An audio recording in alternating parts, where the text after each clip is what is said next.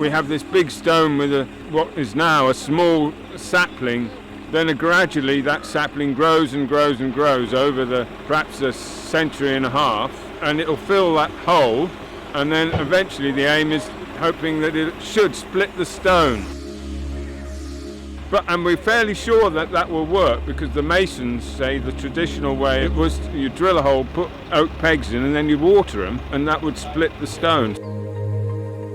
It's a bit like an Arthurian legend or something somehow, that I always think of the sword and the stone, somehow I think I related the two. The sculpture at Marchmont divides into two sections. There's the finished sculpture, which is complete when assembled, and then there's the sculpture which will never be complete, so there's quite an important distinction. An example of one that is complete is Dancing Tree, which is cast in iron, this tree which is cut down its length and then cast into section. And that is the conversation is between the industrial and the actual. So that is a permanent piece. It does relate to trees, which gives it the link to the other type, the sculpture, which is ongoing because they're living pieces, and the trees are actually active. And the aim is to make something happen with an object and with the tree. I tend to not worry too much about what a piece means, because I quite like to leave that to the observer. It feels right to me.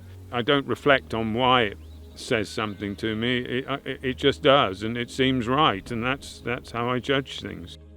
In fact, I'm very careful about not giving too much in the title, so that it allows the viewer, they have a conversation with that piece. I prefer to leave it like that. If it becomes iconographic, it is more luck than judgment. Perhaps the sky boat goes nearest that.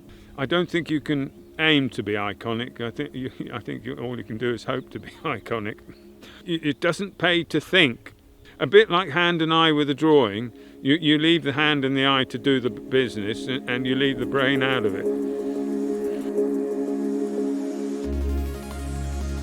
So the drawing was where perhaps the most excitement was, of the idea that came about, stone and a tree. I know the feeling when it's finished, it won't be success, it'll be relief. That's assuming it works. It's a build-up of tension into this point, and fundamentally I'm responsible for it, so which is kind of scary, really. At this point, we're going to put these 20-tonne, 8-metre long round slings under the top side of the boulder. We're going to put them such that we have a loop sitting halfway up the stone on this side, and a loop sitting halfway up the stone on that side. And we'll be able to then lift the stone vertical.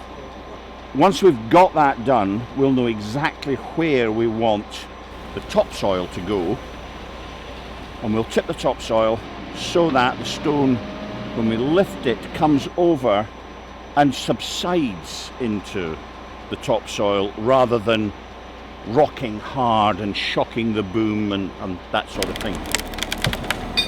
People like Marcus or like Willie Rodgers or like Hugo, they're rare people actually, those who are willing to take these risks. They think it's going to be worth it, and it's going to be something that is really interesting, and for this one we might not know until all of us are dead anyway. To get a rock like this, a Marchmont, you need a lot of positivity. You need crane driver, lorry driver, quarry team, all with a sort of can-do attitude. When you're offered the opportunity to do something like this, you take the challenge, because it feels great to achieve it. It's an idiotic project, and idiocy and art go together quite often, I think. You've also got to have another idiot who's willing to sort of say, yeah, let's do it. So really, I mean, there's everybody involved is in that same frame of mind. They're going to take quite a lot of risks.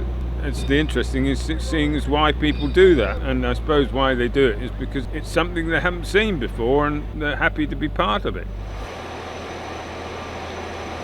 The question of what is it, you could just say, well, it's a lump of stone with a tree through it. That's another risk. Does the idea of it come across when it's in place?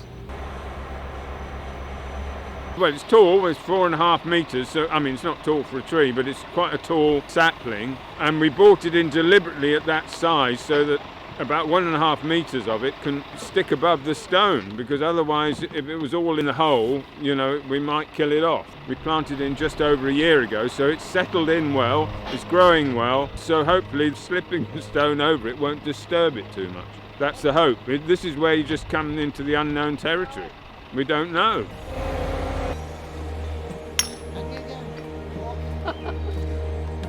Perhaps all art is legacy in some ways. As time progresses, we have a different view of why this thing has been made.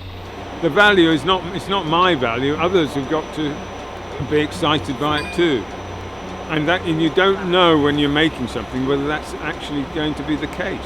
In the future, I suppose we'll know. It depends how it sort of rests with other people, how they feel about what I've done. The difference with my pieces are that they won't be completed until long after I'm dead. And yet, in some ways, there isn't an end point. The tree keeps growing, so you know, it'll be out of my hands fairly soon, in a few years.